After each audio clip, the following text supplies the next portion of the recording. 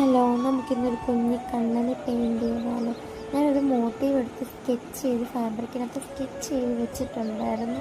അന്നേരം ഞാൻ just painting start ചെയ്തതായിരുന്നു വൈറ്റ് ലൈൻസ് വെച്ചിട്ട്. അന്നേരം നിങ്ങളെയും കൂടെ കാണിച്ച് തരാമെന്ന് വിചാരിച്ചതാ കണ്ണൻ്റെ കണ്ണൻ ചുണ്ട് മാത്രം പെയിൻറ് ചെയ്ത് വെച്ചിരിക്കുന്നത്. അപ്പോൾ നമുക്ക് സ്റ്റാർട്ട് ചെയ്താലോ? കുറച്ച് പെയിൻ്റ് എടുത്തിട്ട് ഒരു 1 ഡ്രോപ്പ് വാട്ടറിനകത്ത് ജസ്റ്റ് ഒന്ന് ഡൈല്യൂട്ട് ചെയ്തെടുക്കണം. നമുക്ക് ആവശ്യത്തിന് മാത്രം. പെയിൻറ്റ് നല്ല സ്മൂത്തായിട്ട് കിട്ടാൻ വേണ്ടിയിട്ട്, നല്ലൊരു കൺസിസ്റ്റൻസി കിട്ടാൻ വേണ്ടിയിട്ടാണ് നമ്മൾ ഡൈല്യൂട്ട് ചെയ്യുന്നത്. അന്നേരം നമുക്ക് ബ്രഷ് വെച്ച് നല്ല ഇതായിട്ട് വരയ്ക്കാൻ പറ്റും.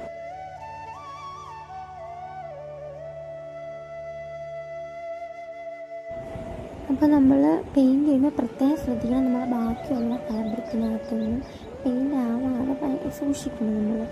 അപ്പോൾ നമ്മൾ പെയിൻറ്റ് ചെയ്യുമ്പോൾ എപ്പോഴും ഫസ്റ്റ് മുകളിൽ നിന്ന് വേണം സ്റ്റാർട്ട് ചെയ്യാനായിട്ട്. താഴെ നിന്ന് സ്റ്റാർട്ട് ചെയ്യുമ്പോഴത്തേക്കും നമ്മൾ താഴെ നിന്ന് അലൈൻ ചെയ്ത് പെയിൻറ്റ് ഉണങ്ങാൻ കുറച്ച് സമയം എടുക്കും. അന്നേരം നമ്മൾ താഴെ നിന്ന് സ്റ്റാർട്ട് ചെയ്ത് മുകളിലെത്തുമ്പോഴത്തേക്കും നമ്മുടെ കൈ ജസ്റ്റ് എവിടെയെങ്കിലുമൊക്കെ തട്ടുകയാണെന്നുണ്ടെങ്കിൽ പെയിൻറ്റ് പറ്റിയിട്ട് നമ്മുടെ ഫാബ്രിക്ക് ചീത്തയാവാനുള്ള സാധ്യതയുണ്ട്. ഞാനിവിടെ സെലക്ട് ചെയ്തേക്കുന്ന ബിഗിനേഴ്സ് ഫ്രണ്ട്ലി ആയിട്ടുള്ള നല്ല ക്യൂട്ടായിട്ടുള്ള ഒരു കുഞ്ഞു കൃഷ്ണനെയാണ്. 000 ബ്രഷാണ് യൂസ് ചെയ്തേക്കുന്നത്. 0.05 ബ്രഷ് യൂസ് ചെയ്യാം. ഇത് ഭയങ്കര തിന്നായിട്ടുള്ള ബ്രഷാണ്. അപ്പോൾ അണ്ടർലൈനിങ്ങിനൊക്കെ ഈ ബ്രഷായിരിക്കും കുറച്ചും കൂടെ നല്ലത്.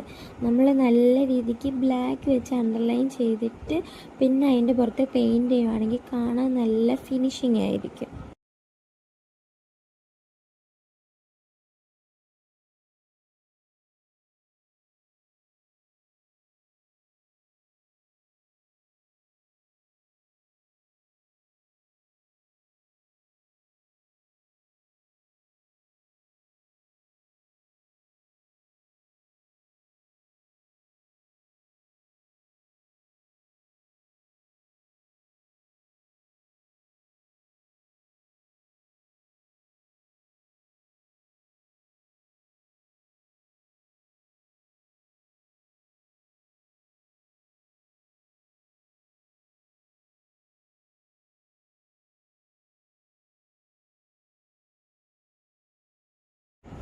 അപ്പോൾ നമ്മുടെ കുഞ്ഞു കണ്ണൻ്റെ ഔട്ട്ലൈൻ ഏകദേശം കംപ്ലീറ്റ് ആയിട്ടുണ്ട്.